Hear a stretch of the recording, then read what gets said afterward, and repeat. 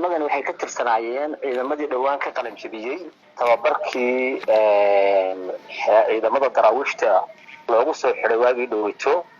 magaalada Qardho Xorgodle markii dambana ciidamadii laba qaybood baa loo kala qaybiyay waatii kuwana la geeyay jiida hore ee maartay iyo xagaas qaybna waatii arma lagu reebay ciidamada jiray marka la kaxayay oo nabadeyntii loo kaxayay meesha la yiraahdo Awsane ciidamadii marka nabadeynta meesha u joogay oo Arno joogay buu kamid ahaa ee kamid ahaayeen ciidamadaasi adigu xilliday meel hotel yimaadeen way ka quraacdeen haday ka quraacdeen isla mar ahaantaana qadadii bay ku soo noqdeen qadadii haday ku soo noqdeen inamadii waxa la sameeyay waxay dhaheen wiilkii bay qadadana way isku taqsadeen wiilkii bay waxay dhaheen waxa noo keentaa duqs noo keen dadkii mudalabka ahaa xogtu ma dhamaystirnaa laakiin wararka hadda soo gaargaaraya in duqskii laga soo dhigay dhaladan 7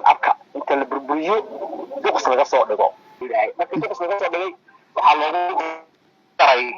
raashinkii baa loogu daray isla markaa waxa dhacday kasta yaalana maxaa ka sii oo laqaano mid kale laqo oo daqiiqado gudahood ay dhowr laqabo markay sameeyeenba ay dareemeen in cunnadii maaragtay wax ku soo yihiin alookiiski markiiba waa la qabtay raashinkii intii ka soo hadhay wateena waa la qaaday baaritaan baa lagu sameeyay waxa laga helay dal la burburiyay laba inankii mudabka ahaa iyo inan kale oo shaqaale hudalka kamid ahaa waa la qaaday wayna xiran yihiin iminka runtii dawladda xilligan iska saartay ciidamadii markii baasa loola cararay baaritaan baa lagu sameeyay akhiiran ciidamadii mawla boqolkiiba boqol fudnaha qayb kamid ah waliba xanuunkoodu wali uu sii jiraa hadeerna dayro kala jirto oo ah in maaragtay caloosh wali dhibaato ay ka jirto dawladda markii waxay go'aastay nimankan in meesha lagu saxayna la qaado saaka marka laga saaray diyaaradda Garowe aan maaragtay ama bixinay nimankaasi marka waxa dhacday runtii aad waxaan uga mahadcelinayaa madaxweynaha iyo wasiirka maaliyadda iyo wasiirka amniga iyo wasiirka arrimaha gudaha iyo wasiirka waxbarashada oo intuba xil badan iska saaray arrintaas waayahay taa aniga dhuusa maradii la soo xiriirayay oo ii sheegay in arrintaas maaragtay aan ka sii qayb qaadano waxa lagu daray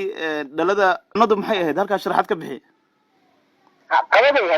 xilli qada waa taqana waxa la cuno iskeelid iyo bariis iyo Soomaaliinta badan waxaas iska cuntaa qadan noocaas ay ahayd kabacdina hilibkiiba burur iyo xudul ay duqsi waxbay dalbadeen dalabkiiba marka uu keenay maxay dalbadeen xilbaan buskud miyaa tiri mise waxa ay dalbadeen xilbaanadu askartu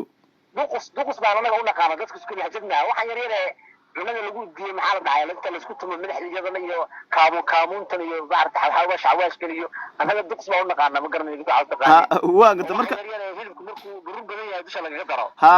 waa garta marka waxaas loo soo raaciyay miya dhalada waxaas loo soo raaciyay oo dadna bariiskii iyo hilibkii dusha laga daray tirada askarta waa imsa xilmaan waa 4 weey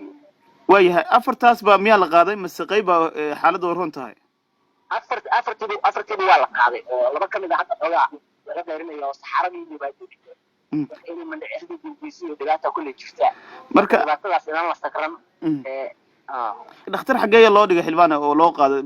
muqdisho loo qaaday turkishka muqdisho la siginaya hadii la arko xaaladdu inay halka waxba laga qaban karina dawladdu waxay jaartay in dalka dibadiisa u qaado waayahay dhacdadan waxay ka dhacday magaalada Carmo miya Carmo ka dhacday arrintan waa arrin ugub ah oo la yaab leh isla markaan wax laga naxo ay tahay dadkii waxaan lugta ku lahaa ma la soo qabtay oo bal xaaladooda ka waran laba nin bakiiska loo hayaa waana xiran yihiin insha Allah taala baartaan baa ku socda waxa ku kalifay sababaha kiisku ku cadiyahay laakiin way xiran yihiin arrimaha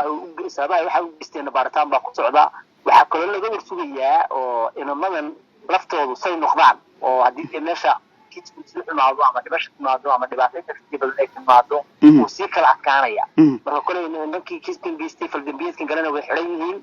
dawladii gacanta ku dhigtay si fiican dadaal fiican baa laga sameeyay inamadiina caafimaadkoodii baa lala tacaalayaa wixii inta ka soo qodbay insha Allah gadaal baa ka hoos dhacdada raggan ka dambeeyay iyagu meherada ka shaqeynayeen shaqaale ay hayeen mas dad kale ay hayeen oo aan meherada ka shaqeynayn ma shaqaale meherada ay hayeen baaritaanada hordhaca xilbaan maxay sheegayaan oo sababta ku kaliftay wallahi inaad waxan waa dalkacwadeed waan xiran yahay si ay dhiba gacanta ku haysa iyagiina gacanta lagu hayaa waraysigiina wuu socdaa bal dacwadeedkuna ilaa gungaar laga sameeyo in wax laga sheego khaladaadka ka mid tahay marka mar labaad hawshaas inaan galo